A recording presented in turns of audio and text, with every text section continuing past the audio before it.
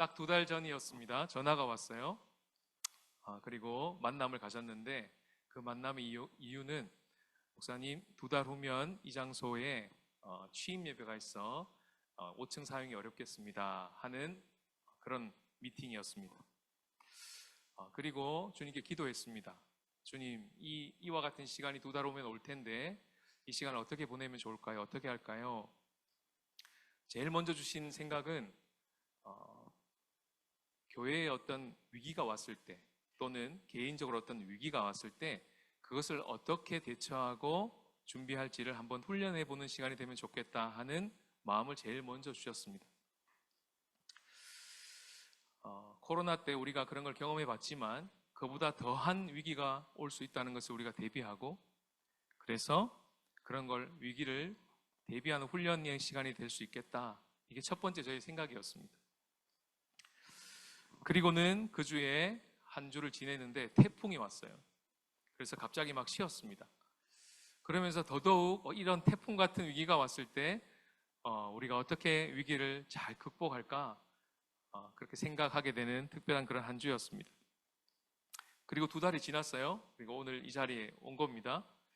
그러면서 말씀을 묵상하고 말씀을 준비하고 기도하는데 주님께서 무엇이 진짜 위기인지를 보여주시는 은혜가 있었어요. 숫자를 한번 보여주시겠습니까? 자, 이 숫자가 뭘까요? 57.2. 지구상 무슨 최고 온도일까요? 대만의 최고 온도? 그건 아닐 것 같고, 그죠? 한국의 최고 온도도 아닐 것 같고. 57.2가 뭘까요? 이거는요, 최근에 한국 교회에서 대대적으로 전 교회를 대상으로 설문조사를 했습니다. 그래서 한국 교회 안에 노미널 크리스천, 무늬만 그리스도인, 이름만 그리스도인의 퍼센티지가 57.2%가 나왔어요. 10명 중에 6명입니다. 오늘 본문에 보면요, 우리가 잘 아는 니고데모라고 하는 사람이 나오는데 그가 바로 노미널 크리스천의 대표입니다. 교회 활동은 다 하고 있는데 자기 소개란에 종교 그러면 기독교라고 분명히 쓰는데 평상시 살면서 주님과의 관계는 만들어지지 않는 사람, 누리고 있지 못한 사람, 또는 죽어서 천국 갈 것은 믿고 있지만 지금 살아서 여기에 시작되고 있는 하나님의 나라를 보지도 못했고 또 들어가 보지도 못한, 그런 얘기조차 들어본 적이 없는 그런 사람들, 그들이 노미널 크리스찬이죠. 오늘 말씀을 준비하면서 무엇이 분명한 위기인지를 저에게 계속 부담감을 주시는데, 더 이상 복음이 전수되지 않는 것이 위기라는 말씀입니다. 교회 안에 회심이 사라진 거죠. 건강한 교회인지 아닌지를 알아보는 척도 중에 여러 가지 질문들이 있는데요. 그 중에 하나가 지난 한 해 동안 이 교회를 통하여 예수님을 영접하고 세례를 받은 사람이 몇 명입니까? 그 숫자를 보고 이 교회가 건강한지 건강하지 않은지를 판단합니다. 개인적으로는 내가 만약에 40년, 50년 정도 이렇게 신앙생활을 했다면 뒤를 돌아보는 거죠. 이토록 신앙생활을 하면서 나를 통해 예수님을 믿게 된 사람은 누구인가? 가정적으로 본다면 내 배로 낳은 아들, 내 배로 낳은 딸이 정말 부모를 통하여 복음이 전수되었는가? 설교자로 친다면요, 한 달에 한 번 이와 같은 일들이 벌어지잖아요. 어린이들과 우리 다음 세대가 함께 이렇게 예배 드리잖아요. 이런 자리에서 함께 말씀을 나눌 때 정말 그들의 눈높이에서 복음이 전수되고 있는가? 몇 주 전에 목사님, 아이들과 함께 예배할 때는 메시지가 좀 쉬웠으면 좋겠어요. 그랬어요.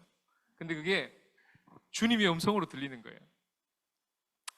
이번 주도 설교 준비를 다 마치고 말씀을 다시 읽어보는데 아이들이 함께 있을 걸 생각하고 다시 읽어보는데 첫 문장부터 걸리는 거예요.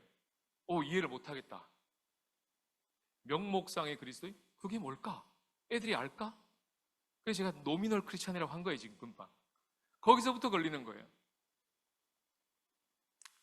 설교문을 다 썼는데 막막했습니다. 몸부림을 쳤어요. 참 힘들었습니다. 우리 수인 집사님은 아실 거예요. 설교문 PPT가 엄청 늦게 갔거든요.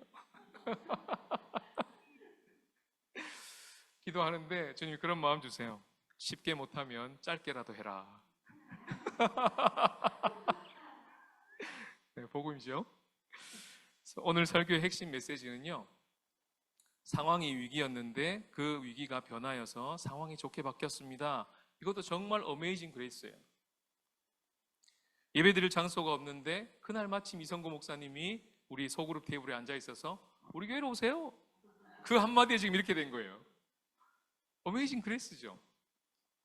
그런데 오늘 본문을 통해서 하나님께서 우리에게 주시고자 하시는 진짜 어메이징 그레이스는 상황이 좋게 변하는 것뿐만 아니라 사람이 바뀌는 것입니다. 교회 안의 니고데모들이 예수님을 만나는 사건이에요. 목사님이 회심하고요, 30년, 40년 믿었던 집사님이 회심하고요, 우리들의 자녀가 부모의 품을 떠나기 전에 예수님을 영접하고요, 그걸 온 공동체가 기뻐하고요, 이젠 떠나보내도 되겠다, 준비가 됐구나, 그걸 확인하고 보내고요. 실제로 그런 일이 공동체 안에서 일어나는 것입니다. 오늘 본문의 니고데모는요, 오늘 3장에 처음 나옵니다. 그런데 여기서만 나오지 않고요, 요한복음 전체를 걸쳐서 총 3번 나와요. 7장에도 한 번 나오고 저기 뒤에 19장에도 나옵니다. 그럼 이 니고데모만 이렇게 살펴보면요, 점점 바뀌고 있어요. 처음에 오늘 보면 본문 읽어보셨잖아요. 니고데모가 계속 헤맵니다. 근데 7장에만 딱 가도요, 니고데모가 바뀌어 있어요. 그 공회원들 앞에서 바른 말을 막 하기 시작해요. 굉장히 자기한테 불리한 말이거든요. 근데 용기를 가지고 공회원들 앞에서 할 말을 딱 합니다. 그리고 마침내 19장에 가면 예수님이 돌아가시잖아요. 그 주변에 있었던 예수님의 수제자 베드로와 요한도 예수님의 장례식을 치르지 못했어요. 왜요? 유대인들이 무서워서, 저 빌라도와 로마 군병들이 무서워서, 자기들이 그토록 따랐던 3년의 예수님 스승이 죽었는데도 장례식을 못 치렀다니까요. 그 죄책감은 얼마나 컸겠습니까? 그 빈자리를 누가 채워요? 니고데모가 장례식을 치릅니다. 어떻게 해요? 시체를 달라 그러고 아리마대 요셉이, 그리고 그 시체를 향유로 닦고, 그 모든 과정을 니고데모가 주관합니다. 그 당시 십자가형에서 죽은 자를 시체를 달라 그러고 장례식을 치르겠다는 이 발언은 목숨을 건 발언이에요. 그걸 지금 니고데모의 마지막에서 19장에서 그걸 보여주는 거예요. 뭐죠? 이 니고데모가 점진적으로 회심했다는 사인이에요. 어메이징 그레이스죠. 이게 진짜라는 거예요. 오늘 우리 공동체 가운데, 그리고 펌파우 교회 가운데 하나님께서 주시기를 원하시는 어메이징 그레이스는 사람이 변화되는 은혜입니다. 설교 끝. 너무 짧죠? 이러면 되는데. 네, 이제 시작이에요.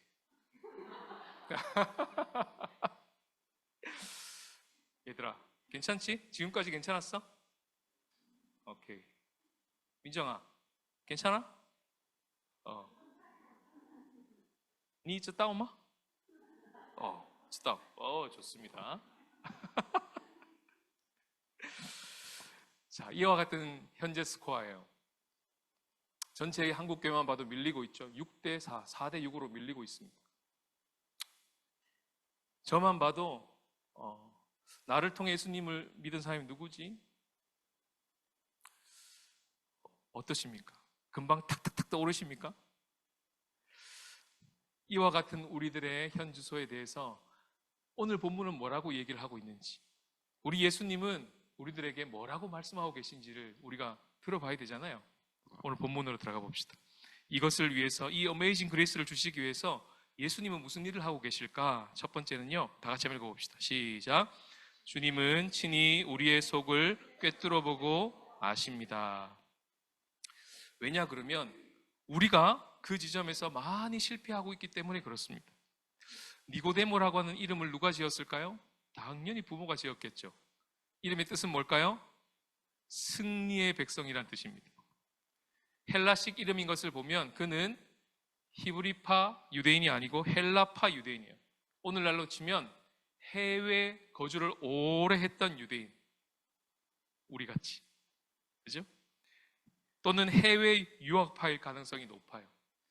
왜냐하면 바리새인이라고 1절에 소개하고 있고 유대인의 지도자라고 소개하고 있죠.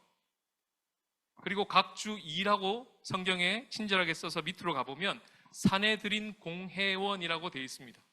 오늘날로 치면 국회의원이에요. 엄청나게 높은 자리에 있는 사람입니다. 이름값을 했죠. 부모가 지어준 대로 이름값을 했습니다. 1절을 다 같이 한번 읽어보겠습니다. 시작. 그런데 바리새인 중에 니고데모라는 사람이 있으니 유대인의 지도자라. 니고데모가 그 자리에 올라가기까지 본문은 말하고 있지 않지만 부모가 어떤 뒷바라지를 했을지 감이 오시죠. 그를 위해 얼마가 투자됐을지, 그를 위해서 어떤 시간이 투자됐을지 감이 오지 않습니까? 이름도 그렇게 멋지게 지었듯이 얼마나 많이 뒤에서 밀어줬을까요? 그런데 거기까지였습니다. 낳고 기르는 해산의 수고도 너무 아름다운 그레이스, 어메이징 그레이스지만 거기까지였어요. 거듭나서 하나님의 나라를 보고 그 나라에 들어갈 수 있도록 해산의 수고를 못 해낸 것입니다. 그런 그가 2절에 보시면요, 밤중에 예수님을 찾아옵니다. 니고데모의 상태를 보여주는 거예요. 니고데모의 상태가 지금 밤이라는 거예요. 그 마음이 어둡다는 거예요. 모든 것을 갖추고 있는 듯 하나 그는 지금 가면을 쓰고 예수님 앞에서 마치 칭찬하듯이 말을 하고 있으나 속말은 다른 말을 가지고 왔어요. 이중 언어를 쓰고 있어요. 가면놀이를 하고 있어요. 모든 것을 갖추고 있지만 속은 텅텅 비어서 뭔가 자기를 만족시킬 수 있는 것이 없을까 고민하는 차에 예수님이 성전을 정화할 때 기적을 베풀고 표적을 베푸는 걸 봤거든요. 그걸 보고 그 밤중에 찾아간 것입니다. 표적에 혹해서 그에게 예수님께 갔는데 예수님이 그를 더 큰 표적으로 보여줄 줄 알았는데 그게 아니고 오늘 본문에 보시면 예수님이 어떻게 대응하시냐면 예수님의 온 마음을 실어 니고데모의 마음에 포개어 그의 눈을 주목하고 니고데모와 대화를 나누기를 시작하십니다. 그 눈빛, 예수님의 눈빛을 상상해야 돼요. 그 니고데모를 꿰뚫어 보고 계시는 그 예수님의 요놈 봐라, 나한테 와서 하는 말이 요따, 이런 느낌이 아니고요, 정말 인자한 눈으로 그 속을 진짜 뚝 뚫어지고 보시고 꿰뚫어 보고 계시는 그 주님이 니고데모를 바라보면서 대화를 하고 계시는 그 예수님의 표정, 그 예수님의 얼굴의 느낌, 그걸 상상해야 돼요. 오늘 본문 그걸 담아내고 있습니다. 한번 읽어볼까요? 2절 3절입니다. 시작. 그가 밤에 예수께 와서 이르되 랍비여, 우리가 당신은 하나님께로부터 오신 선생인 줄 아나이다. 하나님이 함께 하시지 아니하시면 당신이 행하신 이 표적을 아무도 할 수 없음이니이다. 예수께서 대답하여 이르시되 진실로 진실로 내게 이르노니 사람이 거듭나지 아니하면 하나님의 나라를 볼 수 없느니라. 2절 3절을 연이어 봤는데요, 딱 보시면 동문서답이죠. 지금 니고데모는 와서 당신 하나님께로부터 오신 랍비십니다. 그렇지 않고 이런 표적이 있을 수가 없어요. 정말 흔하옵니다. 그렇잖아요. 그러면 그 다음 이어지는 대답은 뭐예요? 지난주에 제가 배웠거든요. 난리 이렇게 하시거나 아니면 시시해, 그렇죠? 그러고는 좀 뭐 이렇게 차 좀 타와라 베드로야, 어? 그렇게 말씀하셔야 뭔가 이게 핑퐁이 맞잖아요. 지금 2절 3절이. 그런데 그렇게 칭찬을 들고 왔는데 최고 권위자 높은 그 바리새인 그분이, 예수님이 대답이 동문서답입니다. 핑퐁이 안 맞아요. 바로 직진하십니다. 예수님은. 왜 그럴까요? 예수님은 지금요 니고데모의 속을 꿰뚫어 보고 계시기 때문에 그래요. 빙빙 돌리지 않아요. 우리 예수님은. 왜요? 우리를 너무나 잘 아시기 때문에. 아, 저 친구가 지금 진짜를 보고 싶어 하는구나. 하나님의 나라를 진짜 보고 싶어 하는 니고데모구나. 진짜 참는이구나. 이것이 바로 예수님이 보고 계셨던 니고데모의 모습이었습니다. 예수님은요 우리의 속을 꿰뚫어 보세요. 니고데모가 이야기 들어가기 전에 2장 25절에 예수님을 이렇게 소개합니다. 다 같이 읽어보겠습니다. 시작. 또 사람에 대하여 누구의 증언도 받으실 필요가 없었으니 이는 그가 친히 사람의 속에 있는 것을 아셨습니다. 예수님은요 우리의 속에 있는 것을 아시는 분이십니다. 감시하려고요? 아니요. 도와주려고요. 그러니 그분 앞에서 대화를 나눌 때 그분의 눈빛과 그분의 입에서 나오는 말은 우리가 그때 그 자리에 들어야 할 가장 적절한 말인 거예요. 힌트를 예수님은 절대 놓치지 않습니다. 어마어마한 공감력을 가지고 계세요. 그 깊은 마음의 소리를 듣고 지금 주님은 니고데모를 터치하고 있는 거예요. 그 중심을 향해서 말씀하시면서. 여러분, 부모가 너무너무 아끼는 찻잔이 있는데 만지다가 깨졌어요. 쨍그랑 하고 깨졌어요. 그러면 보통 상상이 가는 엄마의 멘트는 뭘까요? 야! 또 깼어! 그 엄마가 얼마나 끼는 건데! 너는 맨날 깨냐? 맨날 깬 건 아니거든요. 근데 맨날 깨냐? 근데 엄마의 상태가 좋으면 어떻게 할까요? 괜찮아. 그럴 수도 있지. 너 안 다쳤니? 그럼 됐어. 그리고 상태가 좋을 때. 그죠? 그 메시지는 뭔가요? 컵보다 네가 소중해. 사람도 이 정도 멘트를 날릴 수가 있어요. 학교에서 아이가 친구랑 싸웠어요. 담임 선생님한테 전화가 왔어요. 죄송합니다 하고 상황이 끝났어요. 애가 집에 왔습니다. 예상되는 엄마의 멘트. 야! 또 싸웠어. 폭력은 나쁜 거예요. 정확히 팩트를 넣어주죠. 폭력은 나쁜 것. 엄마 상태가 좋으면 어떨까요? 너 괜찮아? 네가 오죽했으면 그랬겠냐. 무슨 일 있었어? 엄마 상태가 좋으면 멘트가 이렇게 또 나갑니다. 사람도 이렇게 나가요. 교회에 대한 불평과 불만을 와서 어떤 집사님 앞에서 막 쏟아냅니다. 그러면 그 말을 듣고 겉으로 있는 말만 들으면 예상되는 멘트는 뭘까요? 아우, 집사님, 교회가 다 그렇지 뭐. 사람 보러 오는 교회 아니잖아. 하나님 보러 오는 거잖아. 우리 다 연약해. 그런데 상태가 좋으면 어떨까요? 아, 지금 이분이 진짜 교회를 보고 싶어 하시는구나. 그리고 어떻게 말할까요? 죄송합니다. 정말 미안해요. 우리가 진짜 그거 잘못한 거야.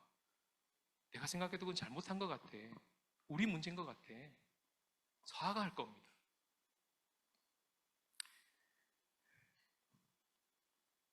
이렇게 마음을 실어서 그 상대방의 마음을 꾹 눌러주기만 해도 엄청난 변화가 일어나는데 하물며 예수님일까요?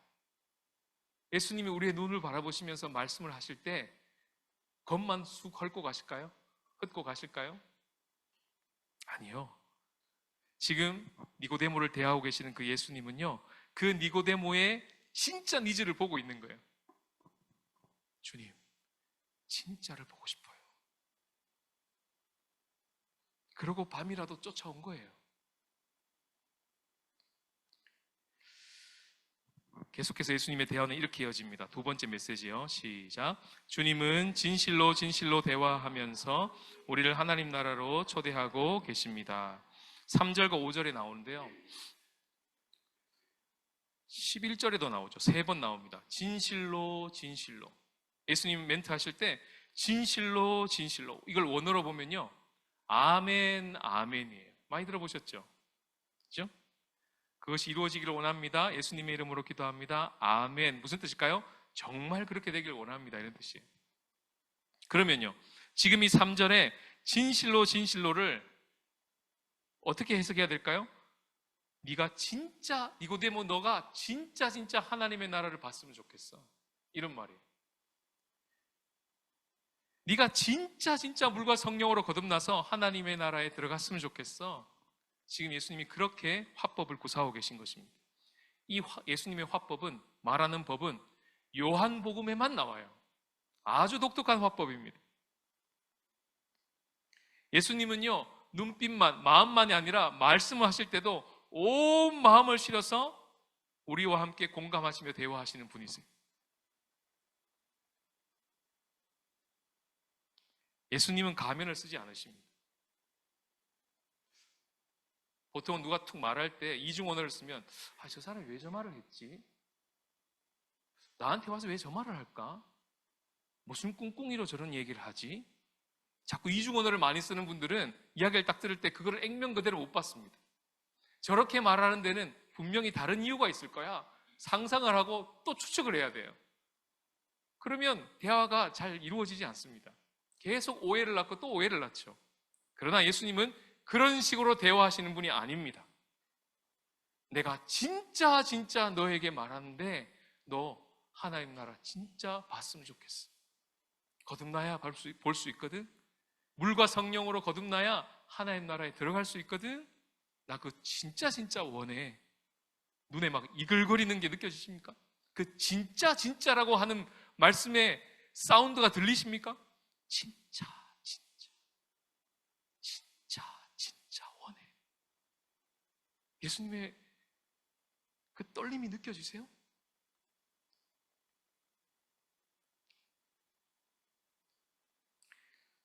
이런 일이 가능하도록 예수님께서 대화를 이어가시는데, 이와 같이 예수님의 눈빛을 보고 마음을 포개는 것을 경험하고 공감을 받고 그분의 말씀을 듣고 이러면서 니고데모의 마음이 한꺼풀 열리기 시작하고 진짜를 향해서 다가가기 시작하고, 이런 놀라운 일, 지금은 헤매고 있지만 나중에 거기로 갈 거거든요.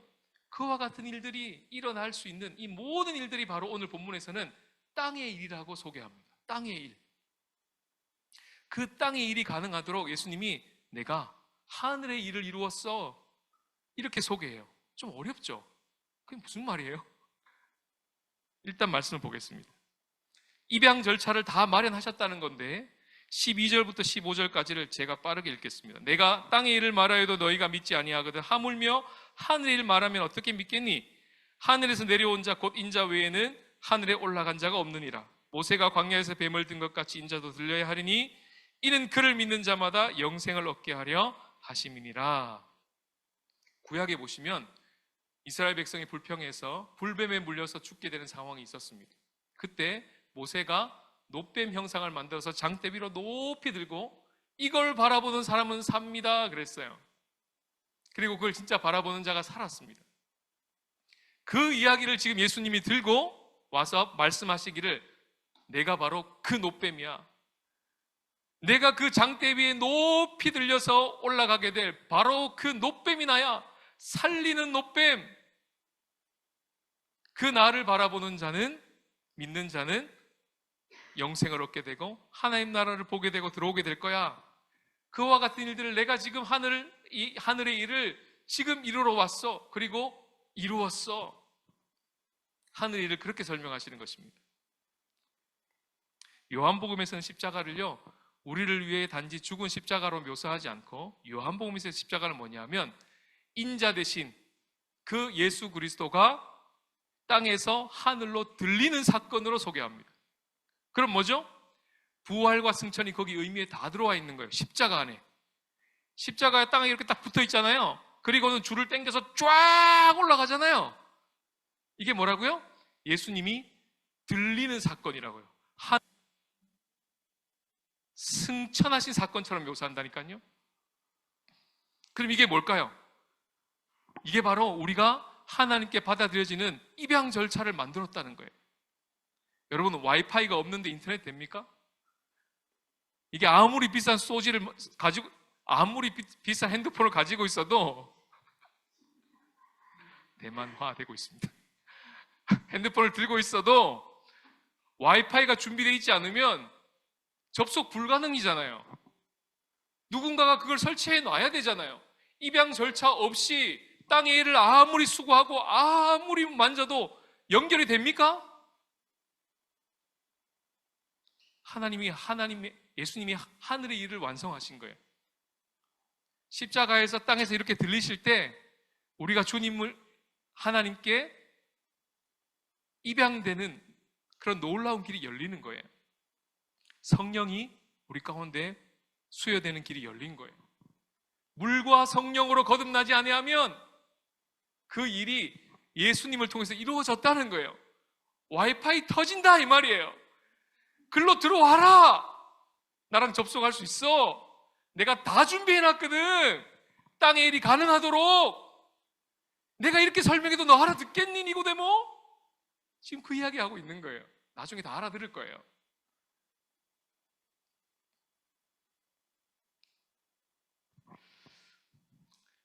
이게 니고데모가 진짜 봐야 할 표적이었던 거예요. 예수님은 니고데모의 눈만 마주 보시는 뿐만 아니고요, 마음만 포개시는 분이 아니라요, 진실한 대화만 하시는 분이 아니라요, 예수님은 자기의 전부를 들어 우리와 보계신 분이십니다. 그 말씀 하시는 거예요. 온 생명을 실어서 그 예수님이 내가 되시기까지 그분은 하늘의 일을 이루신 분이라고 자기를 스스로 소개하고 계신 거예요. 누가 그 하늘의 일을 이루신 예수님을 쳐다볼까요? 민수기에도 그랬지만 오늘 본문에서도 불뱀에 물려서 죽은 자라는 것을 누가? 내가, 우리가 바로 그 불뱀에 물려서 죽은 자, 허물과 죄로 죽은 자가 됐다는 것을 인정하고 받아들이는 자는요, 쳐다봅니다. 내가 니고데모구나. 내가 니고데모 같이 밤이구나. 나의 상태가 밤이구나. 근데 이런 밤을 아무리 내가 노력해도 밤을 밀어낼 수가 없구나. 그걸 인정하는 사람이에요. 종교라는 껍데기 속에 이중 언어를 쓰고 이중 생활을 하는 것에 대하여 진저리가 난 사람, 진실로 화법을 쓰면서 진실한 공동체로 모여 서로 빛 가운데 교제하는 공동체를 진짜 보고 싶은 사람, 여기 시작된 하나님의 나라를 나도 보고 들어가서 그것을 누리고 싶은 사람, 자신이 가짜임을 인정하는 사람, 그러면요 진짜 되신 예수 그리스도를 쳐다보게 돼 있습니다. 현재 한국교회 스코어는요, 리얼 크리스찬 10명 중에 4명, 노미널 크리스찬 10명 중에 6명 밀리고 있는 형국이에요. 위기죠. 근데 주님 오늘 본문을 통해서 그것이 기회라고 말씀하십니다. 예수님이 하늘의 일을 이루고 계시기 때문에, 다 이루셨기 때문에, 그리고 지금도 예수님께서는 오늘 본문과 같이 땅의 일을 계속하고 계십니다. 그분은 지금도 교회 안과 밖에 있는 니고데모를 향하여 눈을 마주 보시고 계시고 그분과 대화하고 계시고 그들과 마음을 교류하고 계시고 그들의 속을 꿰뚫어 보고 계시고 그리고 하나님의 나라 안으로 그들을 초대하고 계시기 때문에 그 일을 예수님은 멈추지 아니하십니다. 그리고 그런 놀라운 어메이징 그레이스의 수혜자가 우리가 되고 우리가 그 예수님의 사역에 동참해서 그런 간증자가 되기를 주님이 원하시는 것입니다. 오늘 함께 부를 찬송가 305장은요 나 같은 죄인 살리시니라는 노래로 잘 알고 계시죠. 300여 년 전에 존 뉴턴이라고 하는 영국의 한 노예선, 영국에서 아프리카로 노예선을 운전하는 선장이었던 존 뉴턴이라고 하는 그 선장이 예수님을 만나서 변화되어 만든 노래입니다. 훗날리 존 뉴턴의 회심으로 말미암아 이 노예 무역선의 키를 던져버려요. 그 자리를 박차고 나옵니다. 영국의 노예 폐지 운동에 앞장섰던, 들어보셨죠? 윌리엄 윌버포스라고. 그에게 영향을 끼친 사람이에요. 남북 전쟁이 있을 때 노예 제도 때문에 싸웠는데 그 희생자들을 기리면서 이 찬양을 불렀습니다. 마틴 루터킹 목사가 I have a dream이라고 외치는 그 유명한 연설이 있을 때 흑인들이 이 노래를 불렀습니다. 남아프리카 공화국의 넬슨 만델라가 석방될 때 온 국민이 이 노래를 불렀습니다. 독일 베를린 장벽이 무너질 때 독일인들이 이 찬양을 불렀습니다. 9.11 테러가 있을 때 희생자들을 기리며 미국인들이 이 노래를 불렀습니다. 한 사람의 변화가 얼마나 어메이징한 것인지를 보는 것이죠. 우리가 여기서 이것을 이어 부를 텐데요. 가사를 이렇게 묵상하는데 한자를 바꿨습니다. 허락도 없이 제가. 존 뉴턴의 허락도 안 받고 한자를 바꿨어요. 4절에 그 가사 하나가 바뀌어 있습니다. 부르시면서 감이 오시면 그대로 부르시면 되고, 혹시 모르시면 개인적으로 찾아오셔요. 뭐가 바뀌었는지 알려드릴게요. 네. 이 어메이징 그레이스가 정말 저와 여러분 가운데, 그리고 우리 신죽 한국교회 가운데, 그리고 이 펌파워 교회 가운데 실제가 되신 그런 은혜가 있으시기를 주님의 이름으로 축복합니다.